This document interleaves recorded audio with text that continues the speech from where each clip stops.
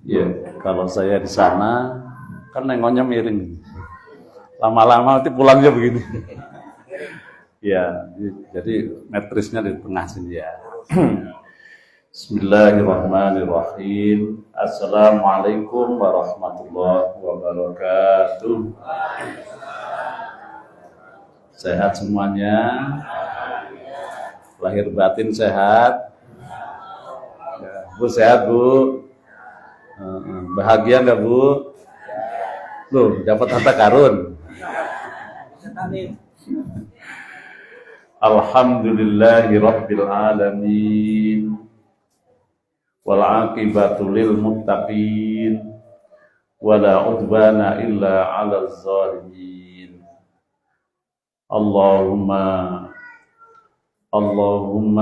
sholli wa sallim wa barik ala habibina wa rasulina sayyidina wa maulana Muhammadin wa ala alihi wa ashabi ajma'in, amma ba'du. Yang dimuliakan oleh Allah, sesepuh kita Sabiqunal Awwalun Ustaz Khazin yang tadi sudah memberikan nasihat. Yang dimuliakan oleh Allah, generasi kita Ustadz Rizky, alumni Al-Fatah tahun berapa ya? 19 ya, 2019. Alhamdulillah jadi sukses tuh nyambah Kalianda karena sudah dapat generasi. Karena orang tua yang hebat bukan orang tua yang hebat sendiri, tapi nggak ada yang meneruskan. Orang tua yang hebat itu kalau meninggalkan anak-anak yang lebih hebat, ya kan? Alhamdulillah.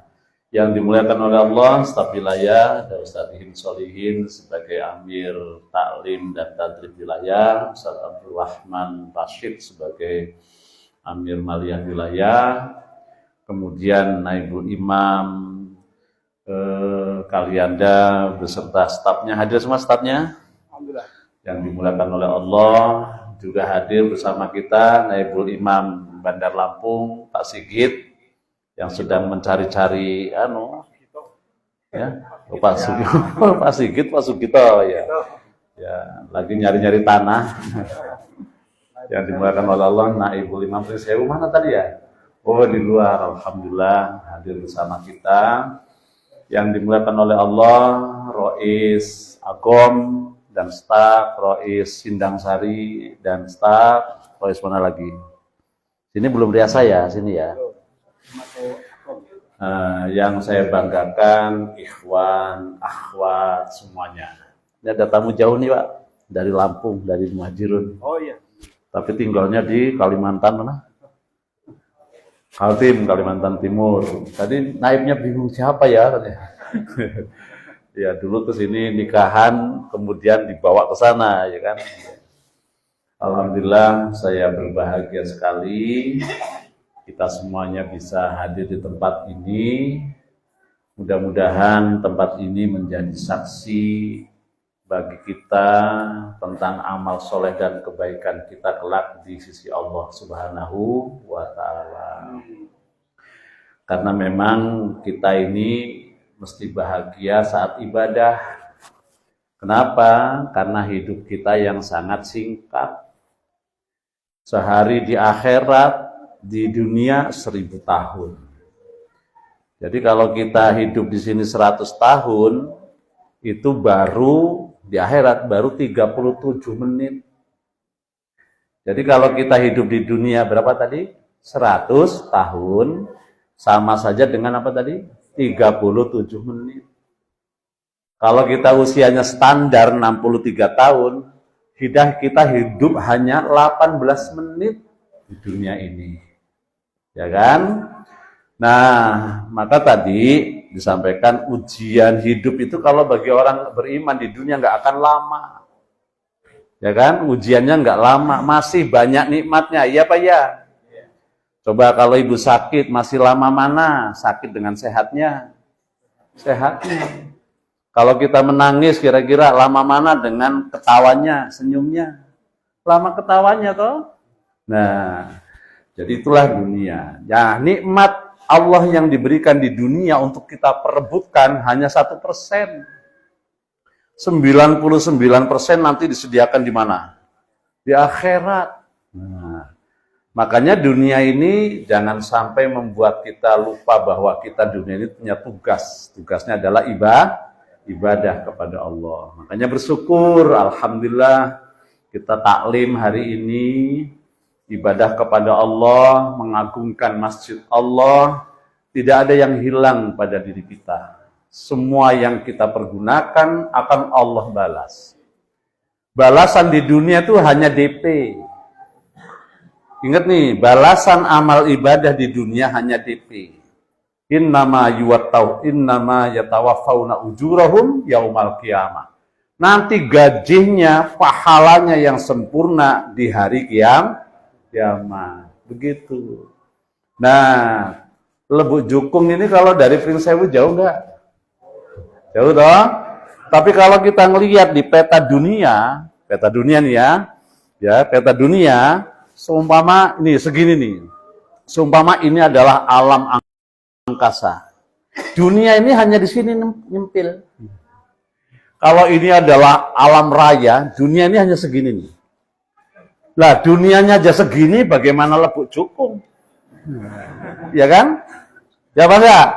Nah, Lubuk Jukung aja masih kecil, apalagi kita. Ya kan? Nah, bisa dipahami? Bisa dipahami? Iya, jadi hidup itu sementara. Nikmat juga tidak selamanya. Maka manfaatkan waktu, jangan tunda-tunda untuk berbuat baik. Kenapa? Karena kita disebut menghargai waktu karena kita memanfaatkan. Baik, berapa menit? Semaunya. Semaunya. Tadi sudah banyak sekali yang disampaikan oleh siapa Ustaz? Rizky ya, betul ya? Terus Ustaz Khozin, ya kan? Saya kesimpulannya dan nambahkan sedikit saja. Jadi tadi berawal dari apa tadi? Indahnya hati. Nah, indahnya hati, bersihnya hati. Tadi apa? Hal baik dari hati yang baik. Akhlak yang baik dari hati yang baik. Nah, sekarang saya tanya. Saya ngambil teorinya Imam Al-Ghazali. Segala bentuk kerusakan di dunia ini berasal dari hati yang rusak. Pertanyaannya, hati yang baik itu yang bagaimana? Hati yang rusak itu yang bagaimana? Tadi kan baru teorinya bahwa orang yang baik hatinya, bersih hatinya, akhlaknya baik. Orang yang bersih jiwanya, perilakunya juga baik. Seperti orang bikin teh manis itu loh. Tekotnya isinya teh manis. Begitu dituangkan isinya apa? Yang keluar teh. Coba kalau isinya susu yang keluar apa? Susu. Kalau yang isinya kopi keluarnya apa? Nah, begitulah kira-kira hati itu. Nah, maka kata Imam Al-Ghazali, awal segala kerusakan itu dari hati. Hati yang rusak, hati yang jauh dari Allah. Nah, di sini nih. Ya, hati, jadi nggak ada pembersihnya Pak, ada baik clean untuk hati, nggak ada. Apalagi itu pembersih lantai, apalagi nggak ada. Sabunnya hati apa sih biar bersih, gitu kan? Tanya nih. Saya pengen hatinya bersih supaya akhlaknya baik. Saya pengen hatinya bersih supaya amal solehnya juga baik. Nah, gimana mengetahui hati itu kotor? Dan bagaimana kalau sudah kotor membersihkannya? Bisa dipahami ya? Hati ibu baik apa ya? Kotor apa bersih? Hah? Pede banget. Alhamdulillah. Saya tanya lagi, hati kita bersih atau kotor? Lo pede aja dong, pede banget langsung ngomong kotor. Hati kita bersih, insya. Karena rumusnya jelas, ya kan? Nanti dikasih tahu. Nah, kalau seumpama bersih tapi kotor-kotor dikit. Nah, Alhamdulillah. Jadi gimana membersihkannya, Bu? Nah, maka kata Imam Al-Ghazali nih, kotornya hati ditandai dengan jauhnya dari Allah. Ya kan? Bersihnya hati kalau dia dekat dengan Allah. Nah, dekat Allah itu gimana? Dengan zikir, dengan apa lagi? Ingat kepada Allah, dengan apalagi ibadah.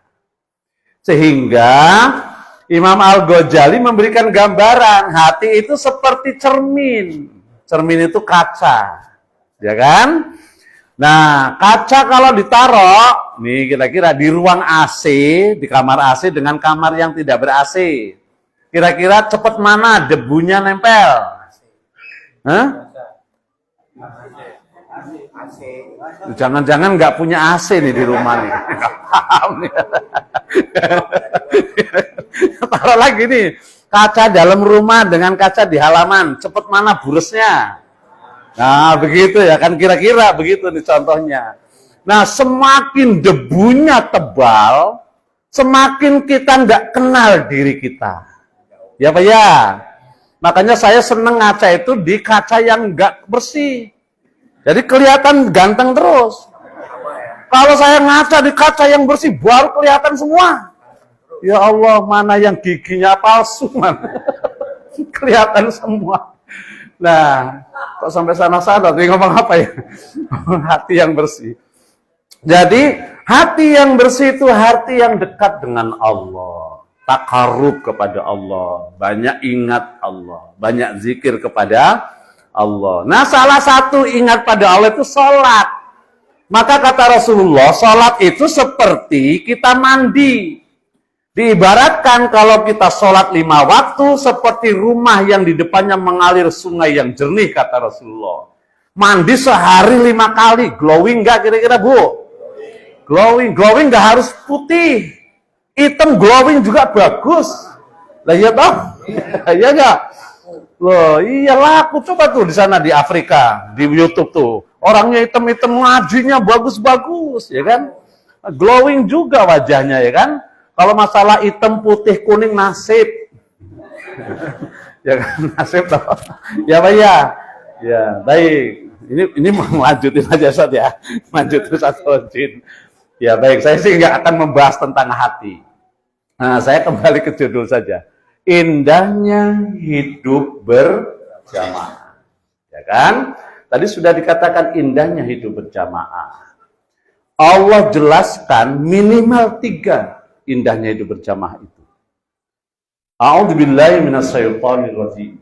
Wadhkuru ni'matallahi 'alaikum idh kuntum a'da'an fa'allafa baina qulubikum fa asbahtum bi ni'matihi ikhwana. Surat apa? Surat apa? Kalau saya bacanya dari depan pasti ikut semua. Al-Imran wa'tasimu. Tapi saya ambil tengahnya kan. Jadi surat apa ya? Kayaknya akrab banget nih gitu kan. Itu surat Ali Imran, lanjutan tentang indahnya berjamaah. Jadi pada ayat itu Allah jelaskan nih, orang yang sudah berjamaah dia akan merasakan indahnya hidup berjamaah. Apa yang menjadikan indah hidup berjamaah? Ya kan? Di situ dijelaskan. Ada permusuhan yang ada di hati sudah Allah cabut. Coba, Masya Allah. Tadi kan sumber kebaikan di mana tadi? Hati kan? Nih. Jadi kalau kita nggak berjamaah itu potensi hasad sangat besar. Potensi dengki sangat besar. Potensi berbeda pendapat yang berdampak bermusuhan sangat besar. Gak usah lah ngomong-ngomong masalah proyek. Ya kan? Ingat gak kemarin? Musyawarah persiapan NU Muktamar. Dengar gak di YouTube? Oh, bicara tentang agama saja, ormas Islam, Masya Allah, rentan sekali dengan perbedaan. Yang perbedaan itu tidak menutup kemungkinan jadi perselisihan dan Masya Allah. Jadi kalau kita mau berjamaah, Tuh, pertama yang Allah sebutkan, wadkuru nikmatallahi alaikum id kuntum a'da. Berjamaah kamu, Allah ambil bibit-bibit permusuhan di hati. Coba, indah nggak berjamaah? Indah nggak? Tadi kan semuanya di sini. Sampai Ustaz Haujin cerita tadi, Masya Allah, boleh saja ngomong enggak, tapi hatinya iya. Boleh saja ngomong enggak bohong, padahal hatinya bohong. Ya kan? Coba. Tapi kalau sudah dasar hatinya Allah cabut benih-benih permusuhan, itu nikmat yang sangat besar. Nikmat yang sangat, nah, kan ada tuh kisahnya di zaman Nabi. Kisahnya di zaman Nabi. Seorang lewat, kata Rasulullah, ahli surga masuk masjid. Besok diulangi lagi, orang ini masuk lagi ke masjid. Rasul ngomong, ahli surga masuk masjid. Ketiga kalinya, besok masuk lagi, ahli. Orang yang sama. Nah, ada sahabat yang penasaran. Ini orang dijamin oleh Rasul masuk surga. Coba kalau ibu dijamin masuk surga, seneng gak, Bu? Masya Allah, sangat bahagia itu, ya kan? Nah, penasaran nih sahabat, dia ikuti ke rumahnya. Dia skenariokan bagaimana saya bisa tidur tempat dia dengan alasan apa saja dia lakukan. Akhirnya dia bisa tidur tuh di situ. Dilihat kan, sehari biasa-biasa aja.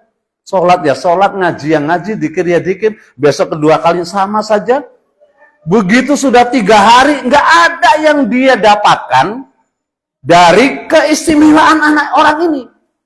Dia kemudian pamit, saya mau pulang. Saya sudah cukup. Loh, emang ada apa? Kan begitu kan? Ada apa kok merasa cukup? Sebenarnya saya penasaran. Rasul kok mengategorikan Anda ahli surga? Makanya saya pengen tahu sebenarnya kamu itu punya amalan apa yang kira-kira istimewa, kok yang lain nggak dapat itu. Loh, terus gimana yang kamu dapati tentang saya? Standar biasa saja, nggak ada lebihnya. Ya kan? Standar artinya ya kewajiban kepada Allah ditunaikan, kewajiban berumah tangga juga ditunaikan. Sudah itu aja. Nah, berangkat dia pulang, dipanggil. Sini, Mas. Mungkin ya saya diberi oleh Allah nikmat yang luar biasa menurut saya. Apa? Saya tidak pernah iri kepada siapapun. Coba. Jadi teman begitu. Dia nggak pernah iri kepada siapapun. Nah, Masya Allah. Lah ini yang menjamin tadi. Menjamin apa? Dia masuk surga. Nah, orang yang berjamaah tadi, Allah ambil bibit-bibit permusuhan itu. Masya Allah. Indah nggak kira-kira? Ya, saya dengan Iwan sini emang ada hubungan nasab? Nggak ada kan? Ada nggak hubungan nasab? Nggak ada. Hubungan sihro, perkawinan? Nggak ada kan? Nggak ada. Tapi kalau Allah saudarakan kita, gitu loh. Saya sama Ustaz Rizky baru ketemu. Ya kayaknya baru ketemu inilah kayaknya. Ya, perasaan saya gitu ya. Perasaan saya. Baru ketemu, tapi kayak ya namanya bersaudara, itulah luar biasa. Nah, yang kedua apa? Apa yang kedua, Pak? Setelah indahnya berjamaah tadi, pertama, dicabutnya bibit-bibit penyakit dalam hati. Nah, yang kedua, allafa baina qulubikum. Allah jinakkan, Allah lunakkan hati kita menjadi bersaudara. Coba, Masya Allah. Ya kan? Coba, indah mana punya teman 10 dengan punya musuh 10? Indah mana? Oh, teman 10. Lawang teman 1 sekampung aja rasanya ketemu terus. Musuh 1. Ya, Pak ya? Ini perasaan kita. Coba, Bu. Ibu ada bisul di sini nih. Di mana nih? Ada bisul di siku. Karena bisulan ini rasanya, ya kan? Kesenggol aja. Tapi kalau nggak ada bisul, nggak pernah dipikirin tuh namanya sikut. Ya Pak nggak? Ya Pak ya? Tapi kalau pas ada bisul, rasanya semua mau nyenggol. Wah, hebat nih. Kira-kira begitu, musuh itu seperti bisul. Jadi sekampung ini ada musuh 10. Waduh, sudah gelisah. Lawang 1 saja rasanya ketemu terus. Kenapa Pak? Kenapa kok bisa begitu? Kangen, masa iya? Ketemu suka kangen. Masa ketemu musuh karena kangen? Iya. Ya Allah. Jadi yang namanya manusia itu, kalau hal-hal yang tidak baik itu, ingetannya panjang. Ingetannya begitu coba. Tadi kan saya tanya di depan. Ibu sehat 50 tahun, gak kepikiran. Tapi sakit 5 hari. Masya Allah. Ya Pak ya? Begitu. Panen jagung terus nih, sukses terus. Wah, gak kepikiran. Giliran sekali saja nggak panen di serbu tikus, ingetnya sampai mati. Ya enggak? Loh itu kan tadi ini Pak. Jadi bukan kangen. Jadi ketemu musuh satu orang saja, ya ada musuh satu orang, rasanya ketemu melulu. Kenapa? Karena ketemu sekali nggak ngangenin. Ya, namanya ketemu musuh kan nggak ngangenin dah, malah nggak seneng. Makanya sekali ketemu saja rasanya seminggu. Ya Pak ya? Loh, tapi kalau ketemu orang yang disenengin, sering ketemu saja rasanya nggak pernah. Itu Pak, kok jadi bisa kangen? Kangen untuk nasihati. Ya baik. Nah yang kedua adalah nikmat berjamaah itu apa tadi? Dilunakkan hatinya. Masya Allah. Jadi bukan kita loh ini, masalah hati itu bukan urusan kita, bukan kekuasaan kita. Waja'ala. Apa itu surat Al-Anfal? Ya ayyuhalladzina amanu yahulu bainal mar'i wa qalbih. Allah ya yang membatasi antara manusia dengan hatinya. Jadi yang berkuasa tentang hati siapa? Allah. Ini bukan karepnya kita. Tapi Allah yang memberikan hikmah itu indahnya berjamaah. Nah yang ketiga, fa asbahtum bi ni'matihi ikhwana. Jadi nggak jauh-jauh ya pembahasannya. Ayatnya begitu. Nikmat indahnya berjamaah yang ketiga, Allah jadikan Anda bersaudara. Masya Allah. Ya kan? Lu saudara sendiri saja belum tentu indah lu. Ya Pak ya? Ya Pak? Coba, kapan kira-kira? Kan ada orang Arab ngomong, kelihatan saudara itu benar-benar saudara. Kapan? Pada waktu bagi waris. Loh, kata orang Arab begitu. Jadi kalau kita pengen tahu nih, asli adiknya, watak asli kakaknya, dan saudara-saudaranya, kapan? Saat bagi waris. Begitu. Kenapa? Kadang-kadang nih kakaknya yang ngasih banyak sama orang tuanya bantuan, ketika bagi waris anak adik-adiknya nggak pernah pengen tahu. Sing penting bagianku piro, gitu. Nggak pernah mikirin. Kata orang Arab loh, jangan kata saya. Gitu nggak sih kira-kira? Belum ngalamin ya? Nah, seperti hanya suami. Suami yang benar itu kalau saat istrinya sakit. Suami yang benar. Ya kan? Kalau lagi istrinya sehat, gak cantik gitu, wah akrab ya Bu. Tapi nanti ketika ibu sakit, melihat asli bapaknya kayak apa? Oh begini toh sampean. Kira-kira begitu kan? Ya Allah, jangan-jangan saya sakit bahkan bapak nyumpahin biar nggak lama-lama ngerawatnya mati saja loh. Ya kan? Apalagi data di Lebuk Jukung katanya jandanya banyak, gitu kan? Selingan ya. Sampai mana tadi? Bahas batum binikmatihi ikhwana. Jadi indahnya hidup berjamaah tadi ada 3. Apa pertama? Allah cabut bibit-bibit permusuhan. Yang kedua, Allah jinakkan hati kita, lembutkan hati kita. Yang ketiga, Allah jadikan kita ikhwana, bersaudara. Coba saya tanya, pengen gak berjamaah? Pengen gak berjamaah? Pengen. Ini belum kelar. Temanya kan belum kelar. Terus apa lagi? Demi merajut ukhuwah yang kuat. Nah, jadi supaya persaudaraan ini terajut terus, bagaimana? Apa yang mesti kita hindari? Pertama, idza ja'akum fasikun binaba'in fatabayyanu. tabayun, cross check. Jadi kalau ada berita kusak-kusuk tentang orang lain, jangan sebarkan. Nah, ini untuk menjaga apa tadi, Pak? Menjaga kasih, menjaga ukhuwah. Ya kan? Semuanya, denger nggak tuh? Nah, ini biasanya ibu, jeng, tahu nggak jeng? Tetangganya, tadi gini, oh kan gitu kan?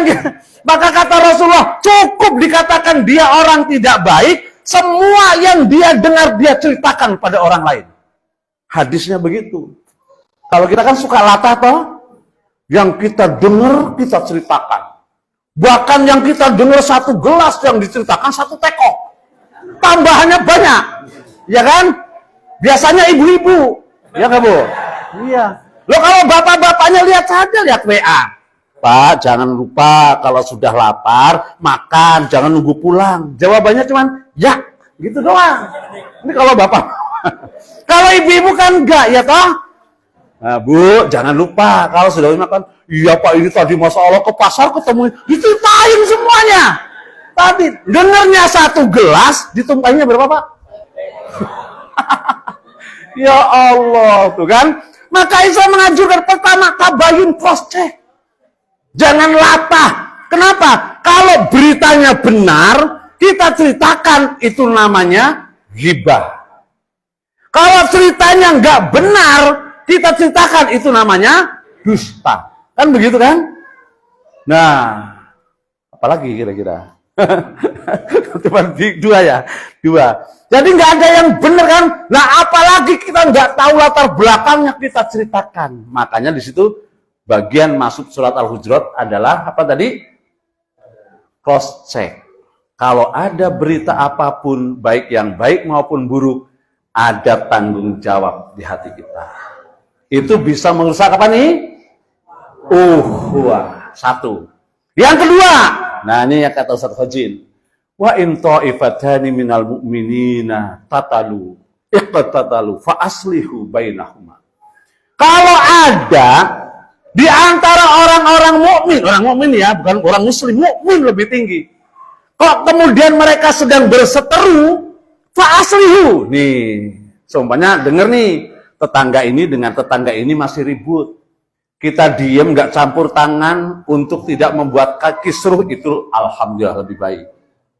Tapi kalau kita berperan, bagaimana supaya dua tetangga ini akur, itu yang lebih baik. Yang parah adalah kalau dia nimbrung ngompor-ngompori. Nah, ini tadi wajahnya apa? Kalau yang tadi itu? Cakil, apa tadi? Buto cakil. Nah, saya termasuk milenial. Jadi nggak paham tentang apa tadi? Tentang apa? Perwayangan gitu ya. Nah, yang parah itu tadi sudah tahu si A si B sedang apa? Sedang kisruh. Ini didatangi si A, dikompori dia. Datang lagi ke B, dikompori dia. Mampus nggak lo berdua? Kan itu kan? Nah, ini nggak boleh. Itu merusak apa tadi? Yang ketiga, la yashkhar. Ini ayat yang ke-11. Jangan kamu meremehkan, merendahkan, apalagi menghinakan. Ya kan? Hanya karena perbedaan harta, hanya karena perbedaan status, hanya karena perbedaan kedudukan. Ini yang sekarang lagi rame, bullying namanya. Apa? Ya kan? Bullying apa sih? Ya kan? Ya Allah, dihinakan, diremehkan. Kenapa? Karena kita intinya sama. Ya kan? Yang kaya dengan yang miskin sama enggak? Sama, cuman beda nasib. Coba yang kaya, sudah jelas dia memang pengen kaya, tercapai. Yang miskin pengen kaya enggak? Kok enggak kaya-kaya? Nasib. Kan sebenarnya kan begitu. Kita sama di hadapan Allah, cuman beda nasib. Yang beda nasib itu bukan ukuran mulia. Nasibnya beda, ya kan? Subhanallah. Apakah kita ini miskin karena pilihan? Bukan.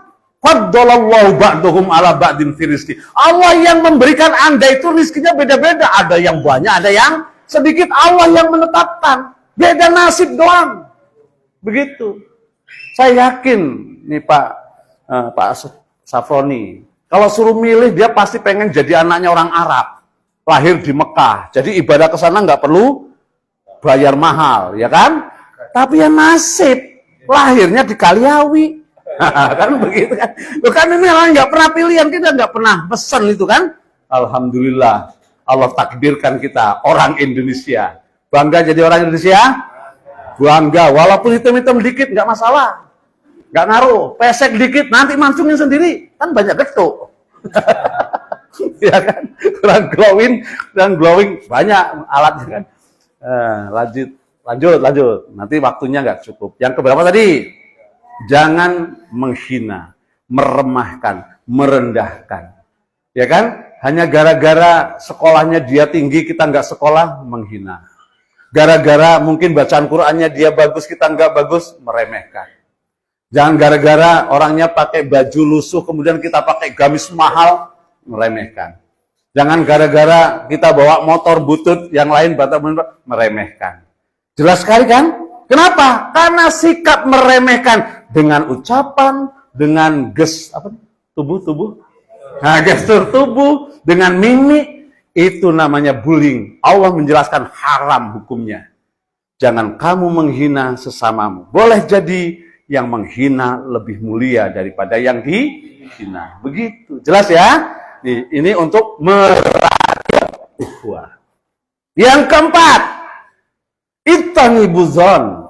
Jauhi prasangka. Nah, karena sebagian prasangka itu dosa. Prasangka, jangan-jangan. Ini tetangga saya anaknya 5. Jarang kerja kok duitnya banyak. Jangan-jangan punya tuyul. Nah, itu namanya jangan-jangan ya kan. Ini tetangga saya kaya, padahal jualannya cuma jualan nasi uduk. Ya kan? Kok mobilnya ganti-ganti melulu? Jangan-jangan. Dia nggak tahu kalau jual nasi uduknya tiap hari 5 kontainer. Kan nggak tahu, namanya meremehkan, ya nggak Bu?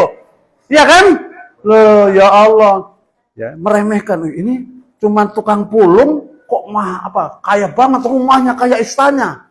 Dia nggak tahu setiap hari 7 kontainer, namanya apa tadi? Hasil mulungnya dibawa. Kan begitu kira-kira. Maka jangan merasa remeh karena kerja kecil, jangan. Jualan Jualan tahu nggak apa-apa, asal halal. Nah kalau sampai impor ekspor gitu kan, tahu kaya nggak kira-kira? Kaya toh.